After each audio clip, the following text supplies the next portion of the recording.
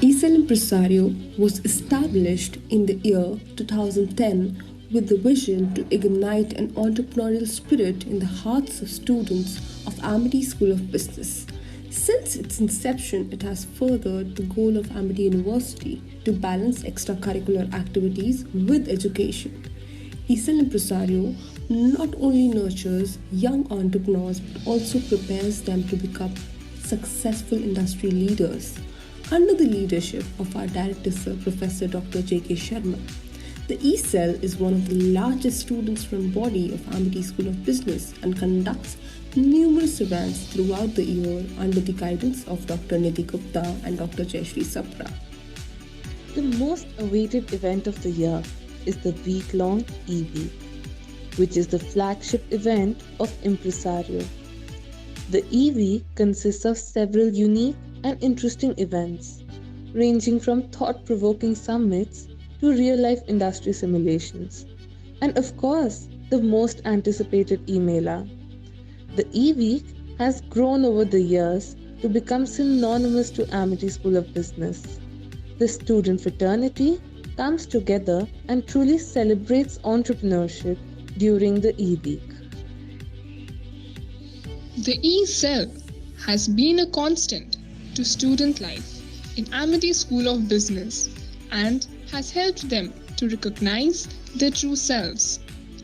Over the years, E-Cell has been run by a diverse group of students and has changed over time. However, it has remained true to its goal of always promoting entrepreneurship. Impresario has groomed students and has also witnessed them achieve their aspirations.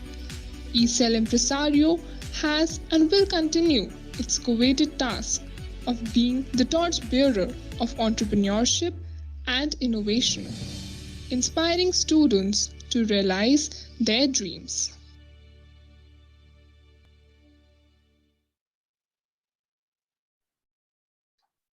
A very good evening to one and all present here.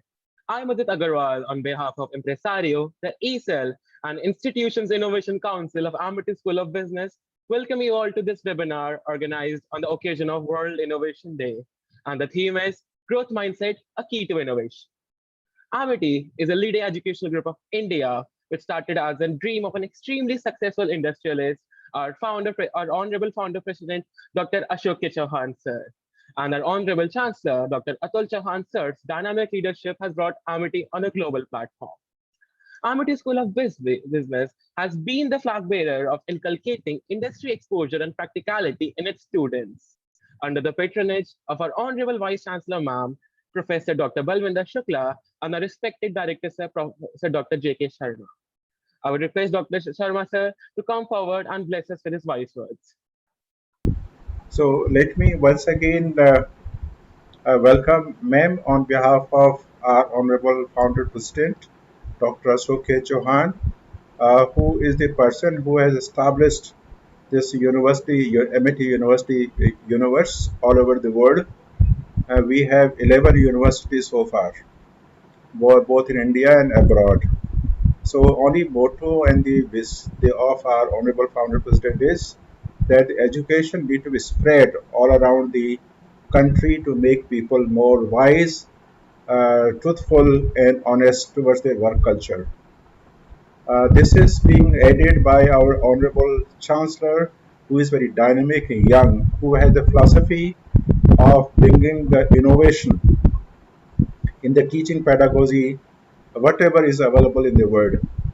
And that is being supported by our Honorable Vice Chancellor, who herself has been an engineer and IT expert. So under this umbrella of their blessings, we are organizing such series of lectures, and you are the one who is number one that we have chosen out of the lot of curiosity that we should listen from the person like you, who had been so popular amongst all speakers who had spoken about several topics of concern to the employees, students, and public at large. Ma'am, today I was just searching few of my books and I found that one company called Silicon Valley, it's known for its failure and also the fast failures, ethos. Yet failures still carries a clipping stigma for many people outside the technology. Ma'am, if you value creativity and innovation, then it's a time to shake off this kind of feelings that I urge from students. Rather, you embrace failure as a chance to grow and a necessary stepping stone on the path to success. There are plenty of examples of innovation born from trial and error.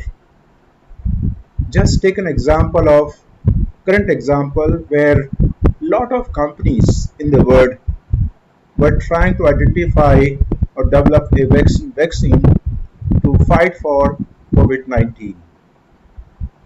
Many companies were working on trial and error basis. And ultimately, few of them got success. And they are becoming now God to save the life of the people. Similarly, our own scientists of ISRO, they were trying hard for a long time out of so many failures to send the rocket launcher as well as the planet to come to the planet of like moon.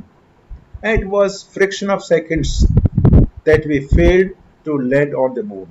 It is fraction. Does not mean that the again we would not try for the same thing again. Then there is a always a silver line behind most failures. The key is not giving up. Continue to put in the efforts, pivot and try again. Your perseverance will pay off, certainly. And it is all in your mindset, of course. Whether you will be able to let failure lead to you. Innovation depends on what kind of mindset somebody has. The Stanford psychologist Carol hit on the notion that people with fixed mindset believe their intelligence, creative talents, and character are immutable traits. People who have a growth mindset, meanwhile, believe that they can develop their core abilities through dedication and hard work. Our brains and talents are only the starting point she discovered. You see people often confuse a growth mindset with being flexible or open minded or with having positive outlook. Qualities that they have believe they have simply always had. This is a misconception. Corol wrote in one of her articles published in Harvard Business Review that my colleagues and I call this as a false growth mindset. This is what she said. She explained further, everyone is actually a mixture of fixed and growth mindset, and that mixture continually evolves with experience. Experience is more important, and therefore it is said now that earlier our elders used to share their experiences to the youngsters. Now it is no more the elders, it is the Google which is sharing the experiences to the youngsters. So there is a big gap between culture transformation, innovation,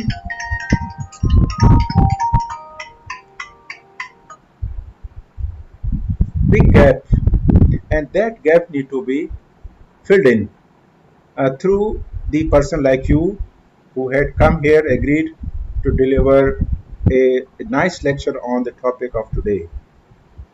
But it is not just people who need to become more accepting of their mistakes. Most organizations celebrate the people who pick up good ideas. They also reward the people who don't make any mistake. Martin, a professor of management, explained, he said, unless you make it as a norm, it is a one off. But if everybody is trying and failing, and any one failure is not that spectator, nobody is stopping to look at you, encouraging a growth and mindset is not so necessarily a what is that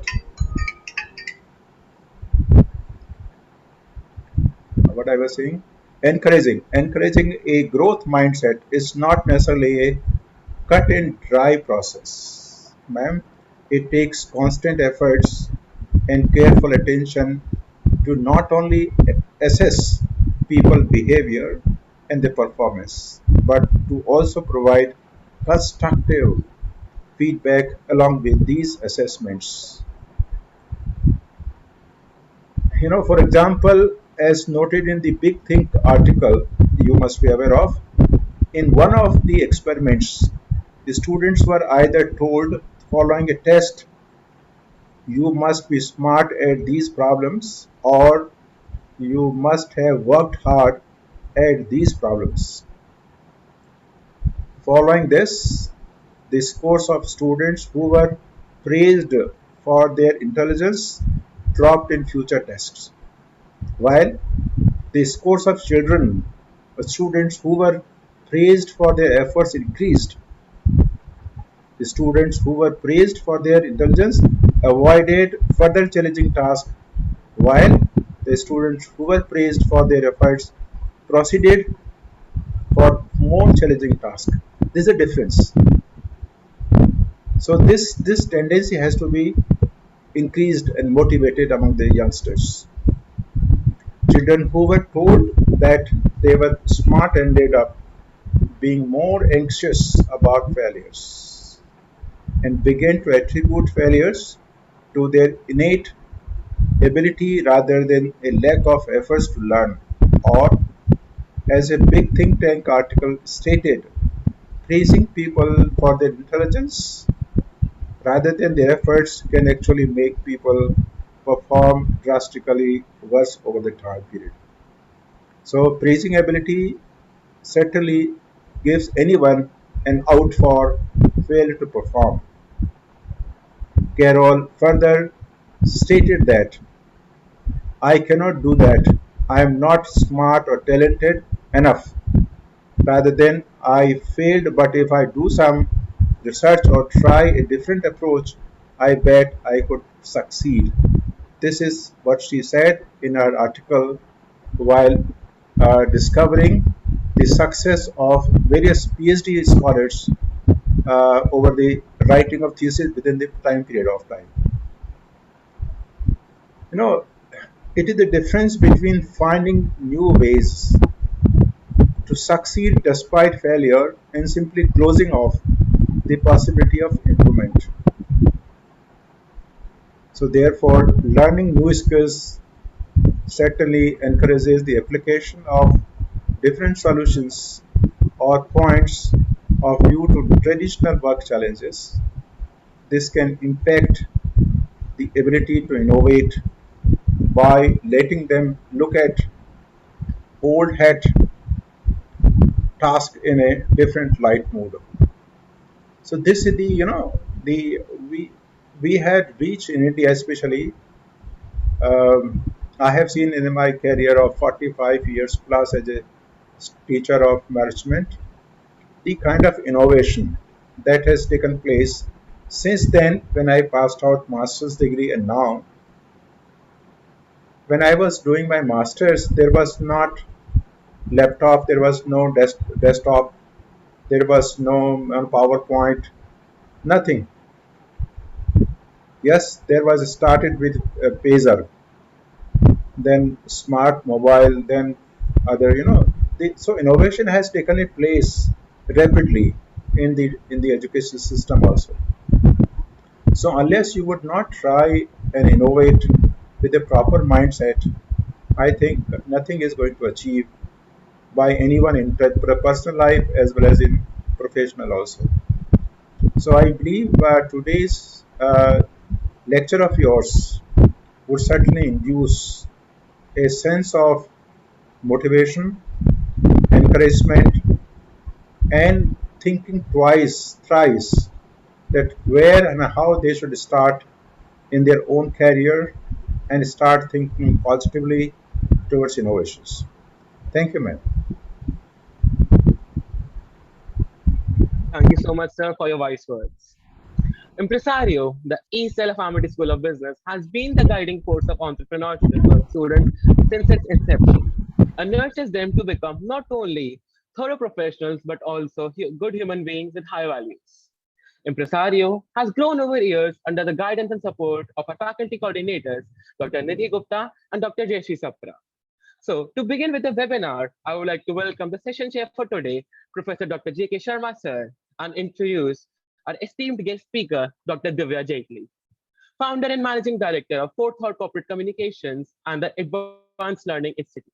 An entrepreneur since 2009, she has been a pioneer in bringing event management education into the country.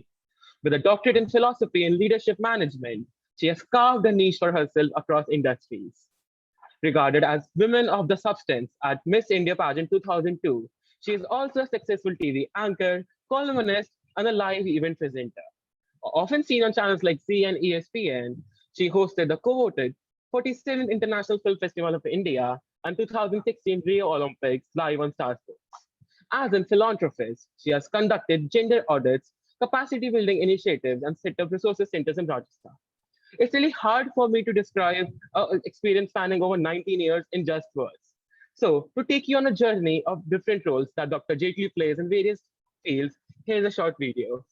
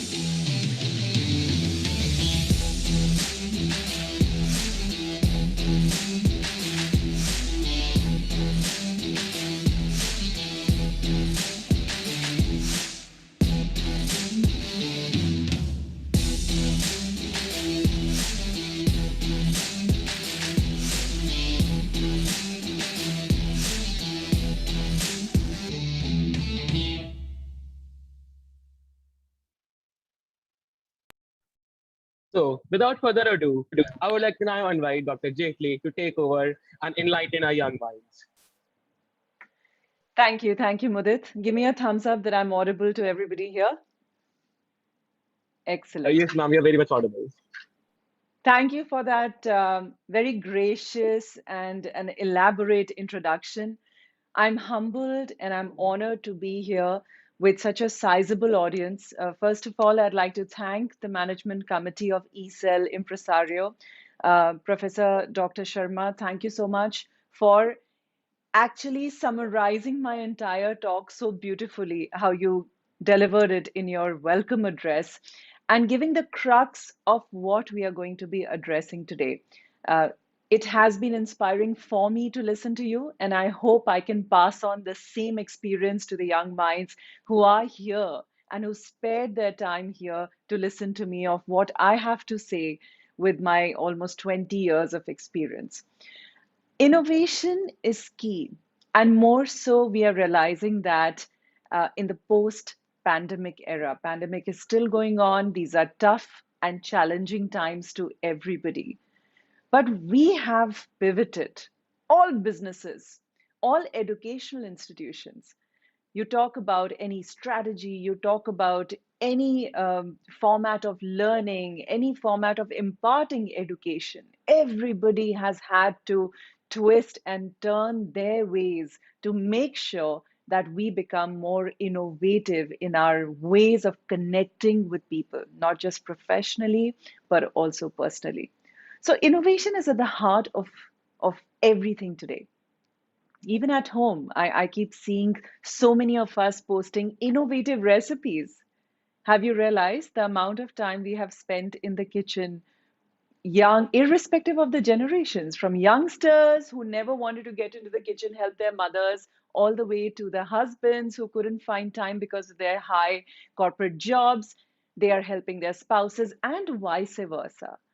And it is a delight that innovation as an attribute has crept into every sphere of our life and helping us be a better version of ourselves every day. So, if you honestly have a look at it, until now, nobody's really done a survey. But if we do a survey of how much of people, how many people would actually rate their upgraded versions, we are looking at upgraded technology launches. Apple launched just yesterday and day before yesterday and few months back. Everybody's bringing in higher versions. What about our higher version? And I think in this COVID time, in this pandemic time, the lockdown times, the only good thing that has happened, and that has made work of people like me, consultants like me, much easier, where I had to force people to evolve. But now, unfortunate circumstances have forced people to innovate and self actualize and realize their journeys. So, having said that, today innovation is obviously at the heart of our discussion. I'll try and make it as interactive as I can through the few slides that I've built for all of you. I have made my content keeping in mind the young minds that I'm addressing today, because you are our future. You will be stepping into a very new normal, so to say, corporate landscape in our country very soon. And I hope that these learnings and key insights will give you some roadmap and direction and guide you further as you step out into a very dynamic world, a constantly evolving and a changing world of today. So, if you may allow and share with me the hosting and presenting rights, I'd like to share my screen.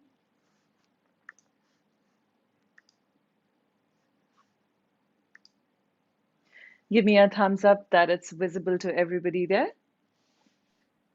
Okay, Yes, ma'am, thank it's you. visible. So I'm not going to dwell too much onto the topic.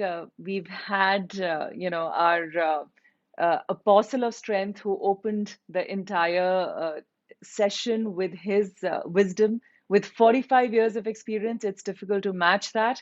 But the topic today that we are going to be discussing about is growth mindset, which is key to innovation. Let's talk about what is mindset.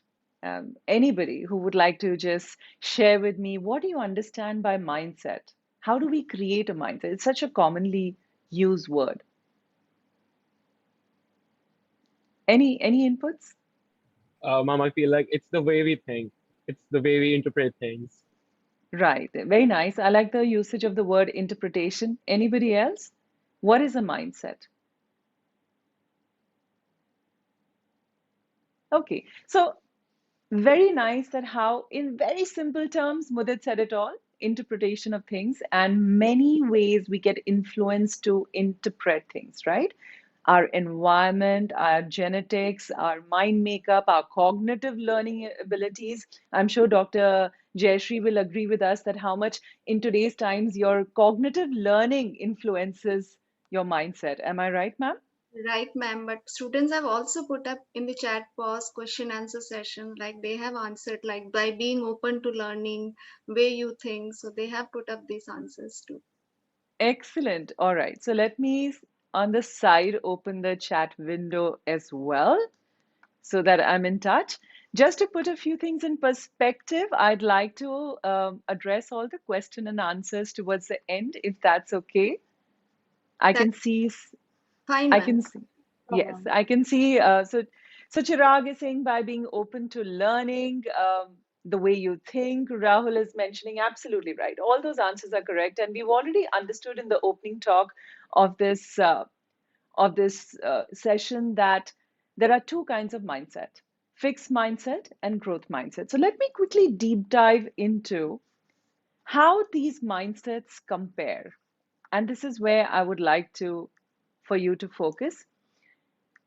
What I did was I made sure that we have a comparison right there on our screens. So, in a fixed mindset, we obviously are trying to avoid challenges. We are non-confrontal people. We give up on obstacles. We are, not putting any point of concentrated effort. We deflect criticism. Now, that is interesting to note. And we feel threatened with the success of others. Many a times we feel that other people's success, or we see something posted on social media and we don't really bother. We read it and we don't really bother to encourage them or write a comment for them. Guess what? That is a sign of a fixed mindset. Whereas growth mindset is making you embrace the challenges, and growth mindset is the need of the hour. Many people who were in our country, in our corporate landscape, in a professional scenario, were sticking to their fixed mindset, especially the baby boomers generation, who are the management teams in many organizations who take your interviews. Well, the Generation Z today realizes how we need a growth mindset, and we need to, work hard for our effort. We need to learn from criticism, and we also need to celebrate success of others. Celebrating success of others is very important, and it's the first sign that you're open to evolving your mindset. Now, two things which I want you to focus on here is that in a fixed mindset, your intelligence is static. And in a growth mindset, your intelligence is developing. So we're talking about intelligence. Let's quickly take a look at what do we mean by intelligence. And this is only for your visual appeal and to grasp. And let me know if I've missed out on listing any other kinds of intelligence, right from your intrapersonal to interpersonal to existential, musical, naturalist. And these all kinds of intelligence are not from the pre-pandemic days. I've thrown out the theory and the learnings from the pre-pandemic days. Since last year, all these types of studies and terminologies have come to the forefront because now we all are doing new researches, we all are doing new surveys, we all are trying to understand new forms of intelligence which are influencing our daily lives. Linguistic. In a virtual environment, our linguistic intelligence has taken quite a forefront. Visual. I'm sure a lot of us are, very well dressed on the top, but because we are making sure that our visual intelligence is aligned and symbiotic, right? Logical, analytical, and kinesthetic. Now, very important for us to know that if there are so many types of intelligence, my dear friends, is it possible to shift to a growth mindset? From a fixed to a growth mindset, keeping in mind all these intelligence factors that we own in our little brain, how can we actually do that? So for me, whenever we do sessions or whenever you meet me, you'll realize that I like to talk in acronyms, I like to talk in steps, I like to talk in keys, I like to talk in, let's make it quick to remember so that I know that with all the young minds that I'm addressing today, trust me, if I give you essays and long lectures, you will not remember. You'll get put off in the first 30 seconds, probably. But when I tell you to remember just 5 strategies, and these are 5 strategies that you need to memorize. First one, tell yourself a different story. So, which means this is also self affirmative. When I say self affirmative, that if you want to change your story and if you want to be perceived as someone that you wish to have a goal for example, if I'm Divya today and I think in my journey of evolution with 20 years of experience, I'm at version 9.1, guess what? I might have already carved a picture of a version 9.3, right?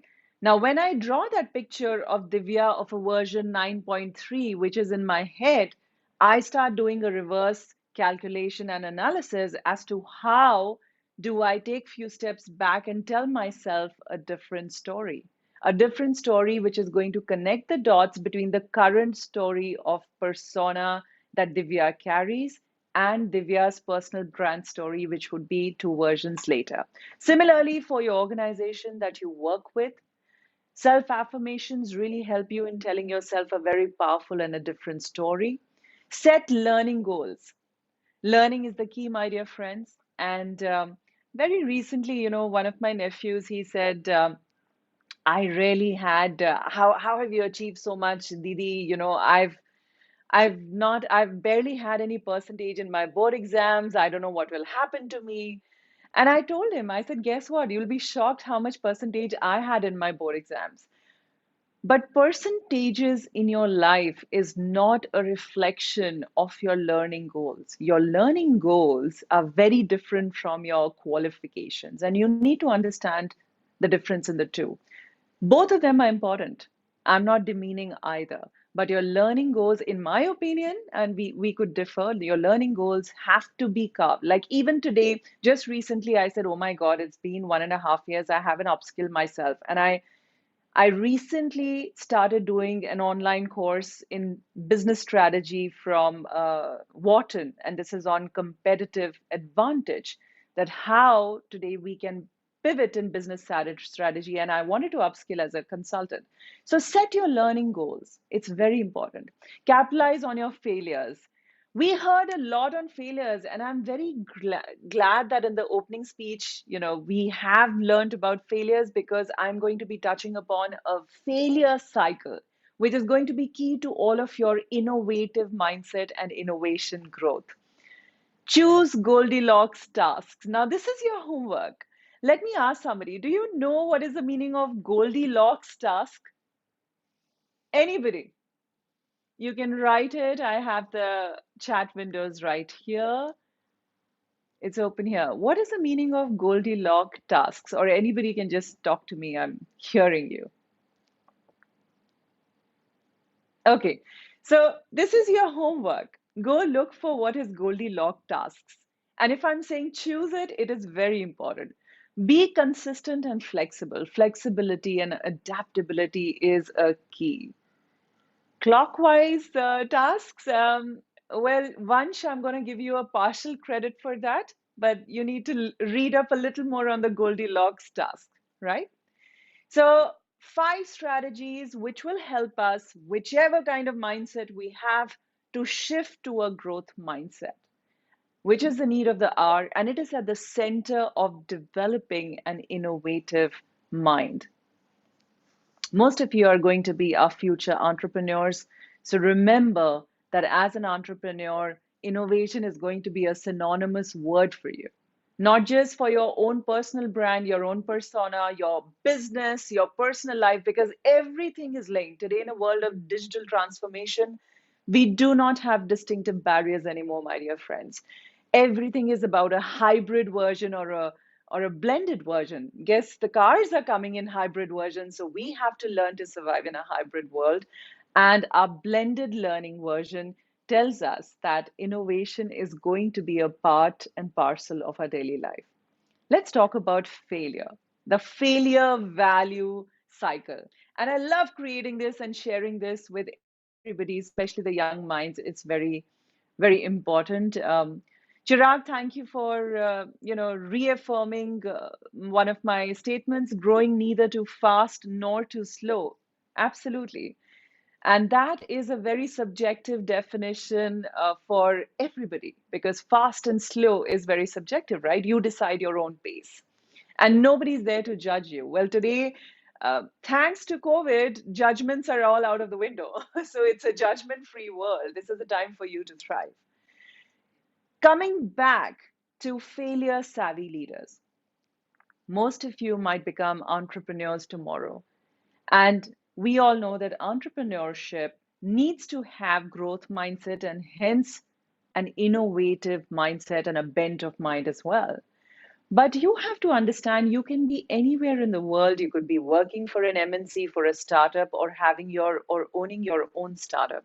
You have to remember that the real growth is in the 7 R's of the failure value cycle. You need to reflect, rebound, remember, respect, rehearse, recognize, and react. And what I've done is I've actually categorized these into the three: before, during, and after sort of a life cycle where you face a failure. Because that becomes your biggest opportunity to become more innovative. So it's like it's like a flow chart. Remember in science, we always did flow charts.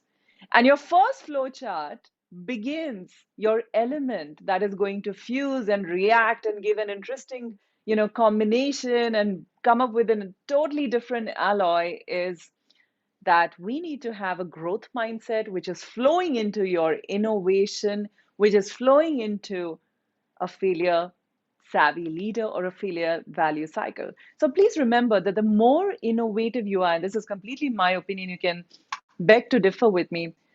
I think the most innovative leaders will be directly proportional to most failed leaders. And this is not the session, but let me tell you the amount of failures that I've had in my life, professionally and personally.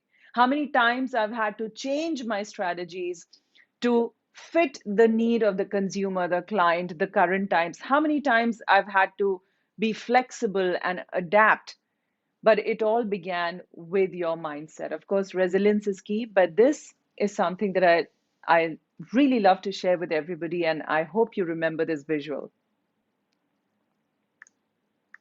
Let's move forward to debacles of an ineffective mind. I'm going to now increase the pace a little bit because I see a lot of questions coming in and I want to make sure that I take all the questions. So just to give you a little bit of a perspective, my dear friends, an ineffective mind is not going to lead you anywhere. An ineffective mind or a fixed mindset will actually immediately rise you to success. And a lot of youngsters who started out in their career and they did not agree with me. And I told them, listen, you're riding high, you're doing well, you're going to US and Australia, but you will reach stagnation. So always remember that if your journey, and that is a good benchmarking that you can do for your professional life, that if your journey is like a rocket, you've suddenly risen very high, there is something wrong because you will reach a point of stagnation and you won't be able to crack the next decade of your career, which is going to be the defining moment for you. So, if you are being very innovative, that means you have a growth mindset. So, you can, reverse the equation as well. And if you have an effective mind, then you will also be surrounded by these attributes. So these are some keys to your effective mind, how to develop it. Once again, I'm going to tell you, or rather show you, that these are the debacles of an ineffective mind. And these are the keys to an effective mind. And let me tell you, everything here is about mindset, and everything here is about taking your mindset to the next level, which is definitely, I would say from my personal experience, I love analytics and my survey, 63% in your hand. It's not much, but it's something. 63% of evolving your mindset is in your hand. And before you say that, wow, we inherited this behavior, it's in our DNA, and we go about and do these tests and everything. I agree. I mean, I get tired of some of the genes which I don't like in myself and the way I behave because I've inherited, or my environment of growing up has brought me that mindset. But nevertheless, until I try to change the 63% in my life, I don't think I have a right to complain. Now, this is very important, and I would like all of your attention on this slide. This is the three C's model of success. I like to call the three C's easy for you to remember, my dear friends.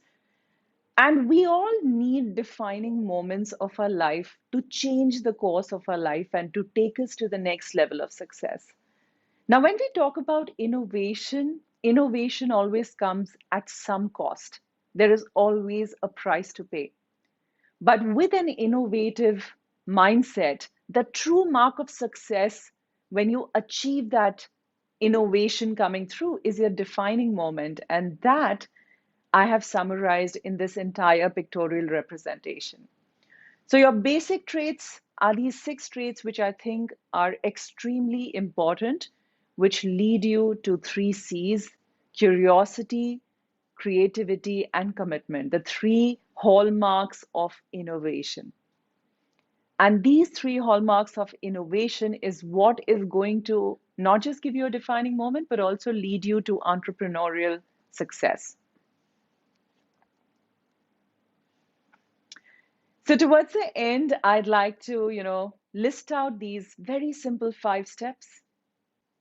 I always believe that a good orator and a good public speaker and a good, intellectual is one person who can bring the 35,000 feet stuff to absolutely 1,000 feet. And this is for you. This is 1,000 feet. We need to do these. There's no we the same things, the same 5 steps are camouflaged into big jargons that industry uses, into big, acronyms that the industry uses. But at the end of it, people do business with people, people connect with people.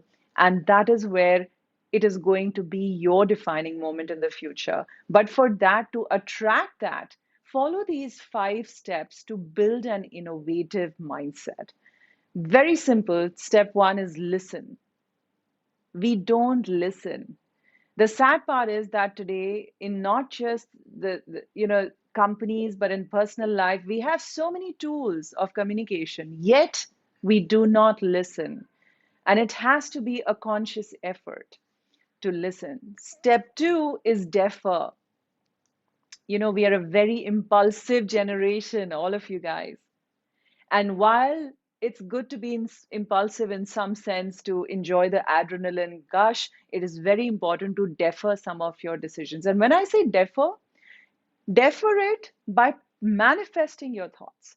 So when you have an innovative idea, don't act on it, write it down. What we do is, unfortunately, we do not write it down. Make a journal or just put it up in an Excel format, just write it in a Word document. It doesn't matter, just write it down. And then sleep over it, and the next day look at it again and revise it again. Use your growth mindset and innovative mindset to relook at it. Have your well wishers, your people that you can trust to relook at it, your management professors to relook at it and advise you, build on it. But defer the decision. Don't be in a hurry. If the idea is as innovative as you are, trust me, nobody is going to be able to beat you to it. Step three is declare. Once you've listened to people, taken advice, which you don't do most of the time, it's very important for any innovative idea. Step two, defer. Once the process of deference has gone through, you have built on it, you've slept on it, you're sure in your gut, in your mind, in your heart, you want to go ahead with this idea, then declare. Declaration is key. Many people have brilliant ideas, but they do not declare out of fear of rejection. They do not declare out of fear of judgment, out of fear of attracting many opinions. Step four, reframe. Reframe, I love this word. You got to reframe. For example, when we have an old painting in the house, what do? Our mothers just change the frame, right? Now, innovative idea, let me also break this myth, not always is the most unique idea of the world. And I see there's this whole rush of people and youngsters.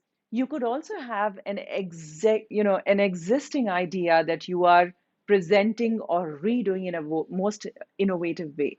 But if you follow the process, if you make sure that you have a strategic approach to it, it is really going to help you reframe your project, your business plan, your life, as well as your professional success. And step five, jump in. You have to take the leap at some point in time, whether it's your job, whether it is your personal relationship, whether it is your professional entrepreneurship, you have to jump in. And when you jump in, you have to go all in. There's no partial. Because unless you give it your 30%, 100%, and you're giving it only 30%, don't expect 100% results. So every action has an equal and opposite reaction, and we have to make sure that we play fair, not by anybody else's standards, but our own benchmarks and our own standards. So these are a few things that I have learned, I have imbibed in my life with respect to growth mindset and innovation. And I'm very happy that on the occasion of World Innovation Day, you guys chose me to share this. I hope it's added some value to your time. And I think it's time now to jump into the questions. I see a few things popping up. So Mudit, over to you. For sure, ma'am. Thank you so much, ma'am. Now I would like request Rishika Chaturvedi to continue. Over to you, Rishika. Sure. It was indeed a learned session. Now, here are a few questions that the students have asked. It would be great if you can address them and guide them accordingly. Sure. So, the first question is, throughout your journey, how did you view failure as it somehow relates to innovation? Then is it considered a part of the process, and then is it considered to be unacceptable? And who's asked that question? Ma'am, Is it's a there a Gautam name? Luthra. Ma'am, it's a Okay, Gautam. Gautam. Thank you, Gautam. I mean, it's the most difficult question because you're asking me for my failure when we are streaming live on YouTube. But let me be very honest and candid here and share this, which I have not shared in any interviews with any magazines. When I always wanted to be an entrepreneur. And in 2008, when I first tried to be an entrepreneur, I faced a lot of criticism for my idea. At that point in time, we had obviously many event management companies in the country, and event management industry that time was called the sunrise industry. It was really booming all the way from 2000 to 2010. That decade was a high rise for them. Uh, in 2008, I realized that I wanted to, and I was already juggling two jobs at that point in time. I was studying as well. My mother made sure that I don't leave my academics, but I was modeling after my Miss India. I was also consulting on marketing with one of the event companies based out of Bangalore. And at that point in time, I wanted to set up my own startup. This was on event management education in the country, where I saw a lot of scope and a lot of youngsters who were keen in this industry and were being misguided by smaller institutes in various cities where they were just using the glamour quotient to attract youngsters into this science. And that's when I said it's very important for people to understand and for youngsters to understand that this is a management subject. That's why it's called event management, not event science. And I was doing my MBA, and that's when I used a lot of my business management knowledge to, take it to UGC, take it to a UGC recognized university, tried to get my curriculum ratified, started offering by, diploma courses, and then graduated to degree courses. But the first time when I went to five universities, I remember they just rejected, and they were like, "What? You want to make event management into a degree course?" And I said, yes, I'm guaranteeing, jobs for these youngsters, but I want them to be formally educated. And this concept is something that we should add people think it's only a vocational career, but I think it can be a full-fledged career. It's an industry on its own. But that failure, when that happened, I came back every time. I remember the first three universities when they rejected me, that's when I started getting very disheartened. And I came back and I made this whole file on it. And I went back to my basics and I said, okay, business plan is one thing, but what is it that I'm missing? Because I know there is a need. I know it's going to fix a social, gap. I know it's going to fix a job gap. It's going to create social impact. It's youth oriented. Why is it that I'm not being able to convince universities out of it? And that's when I realized that I'm going to the universities and asking them to create a course, which also meant that they had to create content for it. And honestly, while they loved the idea, but they didn't know how. So I said, okay, I need to innovate curriculum for this. Because till then, I only had the business plan based on the concept. And that's when I started writing my entire curriculum for the bachelor's program and the master's program. It took me good 18, 19 months, non-stop work, but I used that as an opportunity. I took the open criticism. I went back. I reframed my work. I did brainstorming. And after almost 2 years, when I then went to a university and I said, this is where it is, and this is where I need your support, and let's do, a tie-up, and let's start with diploma courses first. I have the curriculum ready. I think my meeting lasted with the vice chancellor of the university for just 15 minutes. And it was a win. And it was the time when we got institutionalized under my, brand name, company name back in 2010 or 11 in Delhi until, of course, I moved on to the next company. So I hope this story and this sort of a case study helps you of my life. And if I could do it, I could convert my failure into an innovation strategy and fix the plugging gap. But that was only possible because I came back and followed all the steps to building what innovative key can I bring to this project more, especially as an entrepreneur. It really helped me and paved the way to my success. Thank you so much, ma'am. It was a wonderful answer. The next question Thank is from Bageshri. Is it really necessary that everybody has a growth mindset? Won't it be better to have a combination of people with a fixed mindset and people with a growth mindset, in your term?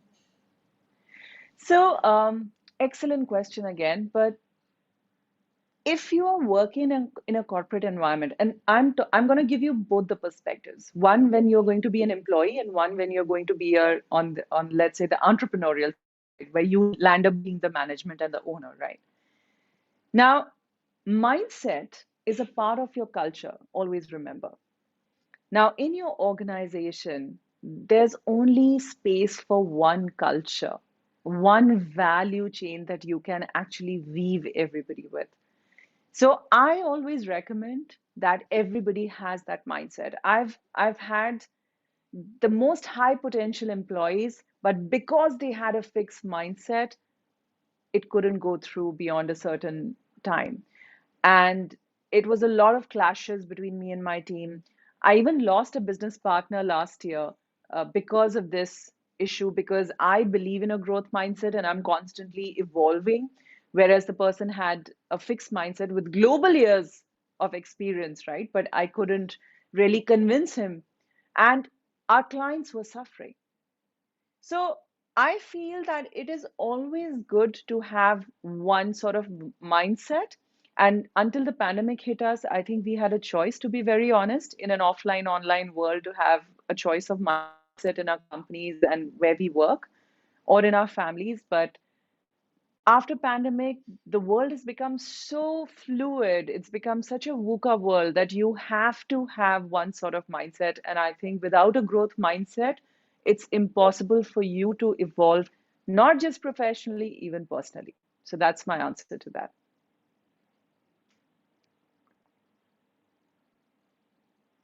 Thank you, ma'am. That was indeed a great answer.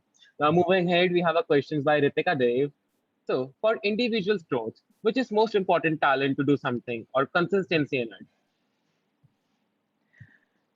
For individuals' growth, which is most important talent to do something or a consistency in it? I'm not Yes, clear ma'am. about the question, but what I'm deciphering of the question is that you're asking me which is the most important talent for personal growth.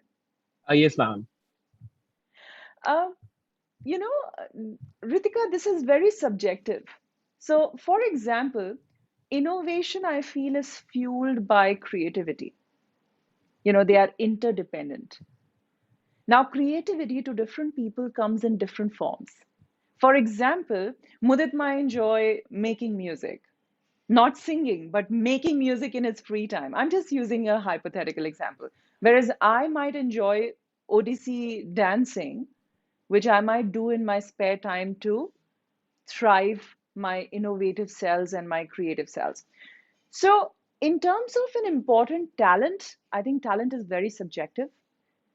Is it very important to do something about it and be consistent in it? Absolutely, yes. There is no two ways about it. You have to feed, I say, feed the demon, feed the creative demon in you. And that is not just your studies or not just your work or not just your assignments and projects, not just your Facebook and social media. It is something that you do to exercise your creative mind. You let the creative juices flow to make sure that you are thinking out of box and you're increasing your innovative bandwidth. I hope that answered your question.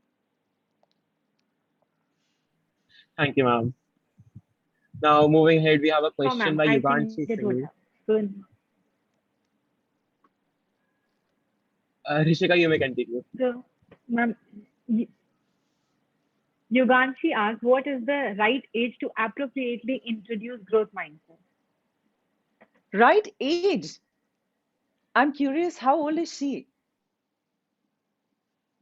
Ma'am, she's a first year BBA First year student. student, yes. Um, See, I think it would be unwise for me to comment on parenting style, but I think I would definitely say that growth mindset has to be cultivated from the start.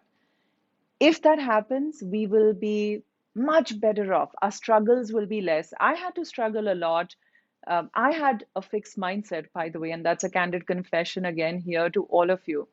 For many, many years, and I think I started evolving only when I was 22. Otherwise, I was very judgmental. I had a very fixed mindset. Being an entrepreneur did make me a lot humble because being a celebrity didn't make me humble at all. So I think entrepreneurship was a very defining moment in my life. It brought me down to Mother Earth from a celebrity and I also realized that it also acted as a catalyst for my growth mindset. But in my near and dear ones, I'm telling all my friends who have children to start today. The sooner you start with all these attributes, with all these, steps, even if you can move like one step at the age of, let's say, 5 years old, when your child is 5 years old, I think that's a huge win. You don't have to teach everything. But if you can fuel that, if you can be a change driver for that, trust me, we'll have very different mindsets in the upcoming generations. And I'm hoping that all of you guys will make that change when it's time for your next generations. Don't forget. So, so, ma'am, thank you. Now, the next question is from Ayushman. He asked, how do we not get afraid by other people's opinions? Other people's? Ma'am, Sorry, it says, how do we not get affected by other people's opinions? opinions. No, no, listen. There is a there is a great line of distinction between opinions and judgments. And everybody has opinions. And everybody should have opinions. So I feel, in my opinion, that opinions are the subset of having an individual identity.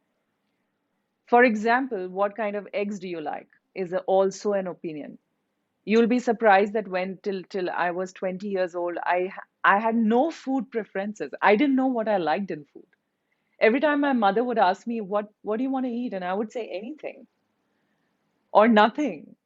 I had very simple answers. And I think Dr. Jayashree is smiling and she would agree because we've probably grown up in the same era. But it's very important to understand the distinction and let people's opinions feed your constructive criticism and filter it out. If you remember, I told you tell yourself a story. Now, when you've written a story for yourself two versions later, does that opinion come? You've heard the opinion, you come back. I like to do a lot of facts matching. You've heard the opinion, you come back, you open your story of what your persona is going to be. Does it fit into that story? If it does, great. If it doesn't fit into it, well, just, you know, kick it out. But that's why you have 2 years. That's why you have the listening capacity. Uh, Judgments for sure. I feel that we should not do it, and therefore we should not really pay heed to it.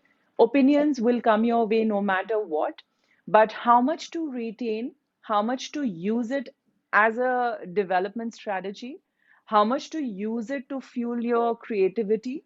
Now, remember, don't let opinions challenge you. That's where we are suffering.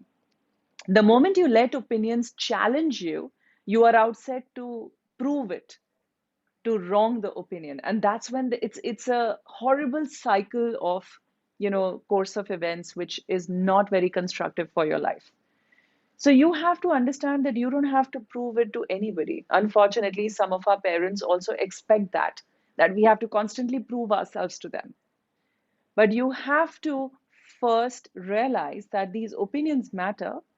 You're going to take the opinions. That's why manifesting your thoughts is very important in a journal. Write it, write it. Do your SWOT analysis. I'm sure in your management school, you guys do the strengths analysis and the SWOT analysis. I do it on myself every 6 months at the rate that we are evolving. So if you do that, it will really help you define yourself and create your new versions and your new stories. And once you've created that, sift through all the opinions that come your way. And being affected or not is going to be your choice. That was a wonderful answer, ma'am.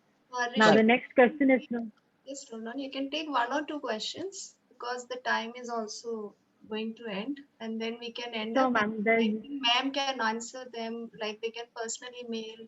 The mail ID is also there, right? Sure. right, ma'am. I think you can So take the question of Nipun. It's a very good question, like about creativity and innovation. The last question. right. Yeah. I think we can take two, So three ma'am, questions if that's okay. It's okay, You ma'am. choose. Yeah? Sure. Choose, Sure. Rishika, quick, yes, two, three ma'am. questions. So Nipun asked, we know that creativity and innovation is very important today. Can you give us some tips on how to improve creativity and bring innovation? But I thought I just covered that in my presentation. How to build innovation. It's a 5-step process. Is my slide still visible? Yeah. Yes, ma'am, Yes, we can ma'am, see it the is. thank you page. Yes, ma'am, your strides are visible. Okay, quickly. Here it is, building an innovative mindset. So just work on this. It's very simple. Don't don't let the process get complicated. We, like I said, and for those of you who might have joined late, that we in corporate world love to use big jargons, and there is always a time and place for doing that. Management books love to teach you big jargons, but always remember that that's also an innovative mindset, and I have inculcated that. And if I can, so can you. Bring down 35,000 feet or 10,000 feet to absolutely. So it's like a challenge for me. How can I just bring it down to 1,000 feet? In normal, simple words, how can we understand it? Next question. Second last. So the next question is from Punya. He asked, what is false growth mindset? What is? False False mind. growth mindset. False growth mindset. Wow. Are you reading Right. this from the Quora, and you're coming back to me with the question? Why would you have such a negative question? I wouldn't understand that. Because if you have a fixed and a growth mindset, why would you get into true and false of a growth mindset? Um, that worries me. And that is something I want you to reflect. And if you find out whether it is worth understanding what is false growth mindset, please do write to me. I'll learn it from you too. So, ma'am, the last question is from Nikita, which is very similar to Ayush ma'am.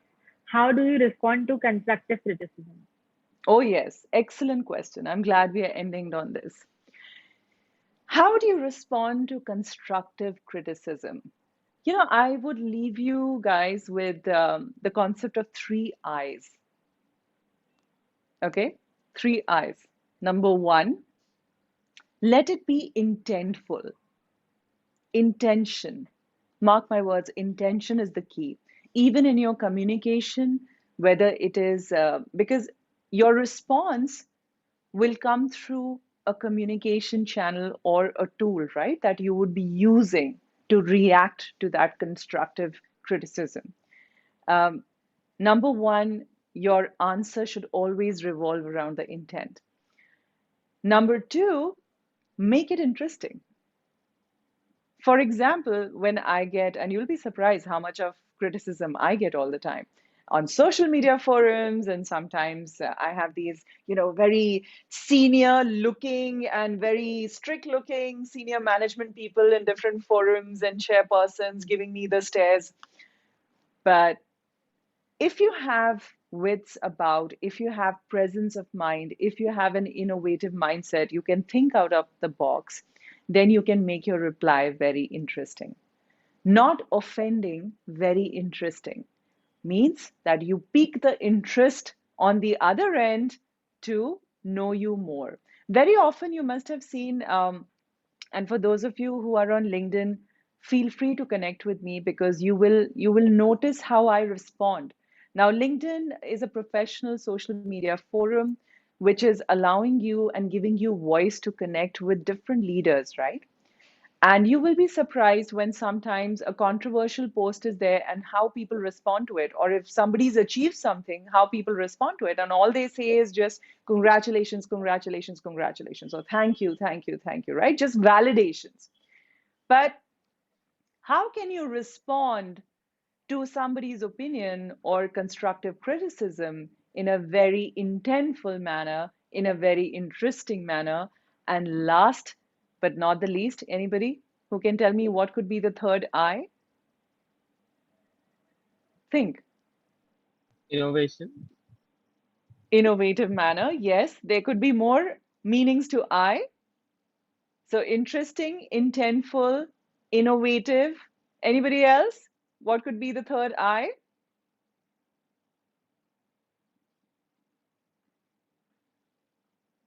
Insightful? Yeah, right? Right, ma'am. So, right. So I hope that helps you. Be open to feedback, be open to constructive, be open to criticism. Making a choice of whether you're going to take it constructively or not is going to be your evaluation parameter. And when you're responding to it, if you don't understand anything, it's your professor, it's your job interviewer, you've been ticked off, you've been snubbed, just, say, that is a great feedback, sir and ma'am. I will work on it. Always be humble. If you don't understand, it is always best to be humble and say, I'll get back to you. Yeah. That is a great answer. So thank you so much, Dr. Jaitley. All of us had different questions related to growth mindset, which were very well taken and answered. It was not just any webinar for the students, but a very well informative session. We initially started to discuss about how innovation has helped us not just in a specific field, but has been deeply included and helping in our daily life. Now, talking about mindset, we started about two types of mindset, fixed mindset and growth mindset. In fixed mindset, you informed us that we avoid challenges and how we do not put effort, we deflect criticism. Whereas, on the other hand, When we have a growth mindset, we learn from criticism and we embrace the challenges and so on. Then, the way we discussed about different challenges of intelligence from interpersonal to intrapersonal and so on, ma'am covered it all. While talking of the different mindsets, Dr. Jaitley shared few extremely productive strategies to shift from fixed mindset to growth mindset. Now, talking of failure, ma'am, very well quoted. Too fast or too slow, you decide the speed. The more innovative you are, the more time you will experience failure. If, if you will have effective mind, you automatically have a growth mindset, which will lead to innovation. From the three C's model of success that explain the learning way to success to the way of building an innovative mind. She covered it all. Now, at last, but not the least, I would like to mention that this session was an apt concession to Dr. Jaitley's wise thought, which affirms achievers are the first believers. Thank you so much. And now I would like Mudit to take over. Thank you so much, Ishika, for briefing out the whole session. Now I will request the faculty coordinator for ESL, Dr. Jayashree Sapra, to come forward and say a few words. Thank you, Mudit. Yeah, thank you so much, ma'am. It was indeed a great pleasure having you here as a distinguished speaker for the topic growth mindset is the key to innovation. Indeed, this is a subject in which we all are deeply interested in, and you had given us a very insightful session. And I believe that everybody, and specifically thank you, like taking time out from your busy schedule and honoring us with your presence over here. So with this, I will definitely hand over the session to Bitus. I think Bitus will give a formal vote of thanks. Yes, ma'am. Thank you, ma'am. As Harry Golden famously said, the only thing that overcomes hard luck is hard work. So, with this spirit, I, Bitus Muhammad, on behalf of the complete team of Impresario, the entrepreneurship cell of Amity School of Business, would like to express my sincere gratitude to everyone present here for gracing this event with their genial presence. With great sense of admiration, I'd like to thank our respected guest speaker, Dr. Divya Jaitley, founder and managing director for Thought Corporate Communication and the Advanced Learning Institute, for taking out her valuable time and enlightening us with her exhaustive knowledge. Thank you, ma'am. Your gracious presence and delightful thoughts have surely helped us to broaden our horizon and provided a learning experience to all of us present here. Further, I would like to thank our respected director, Sir, Professor Dr. J.K. Sharma, for being the session chair for this webinar and also being a pillar of strength of Amity School of Business. I would also like to thank our faculty coordinators, Dr. Nidhi Gupta and Dr. Jayashree Sapra, for creating such great learning opportunities. Lastly, I would like to express my heartfelt gratitude to the faculty members and students for being a part of this extremely knowledgeable and memorable session. With this, we come to an end of another enlightening session by Impresario, the E-Cell of Amity School of Business. Thank you everyone for joining us today. Thank you, ma'am. Thank you. Thank you so much. Thank you, everyone. Thank you, ma'am. Thank you so much, ma'am, for joining us today. It was a pleasure to hear you today. We learned a lot and we genuinely loved the way you actually taught us so many things today. It was great to have you, and we would definitely love to have you again. And we would definitely love to learn more things from you, because that is the reason I think we all could learn a lot from you today. And we were so interested, and we were all there in the session throughout. We didn't lose any interest, like even for a second. Thank you so much for this beautiful session for us. Thank you so much, ma'am. Thank you. So many thank yous. You've just made my day. I hope you all have a great evening and you reflect on what we did so far. The journey has been amazing. It's been a pleasure. Stay connected.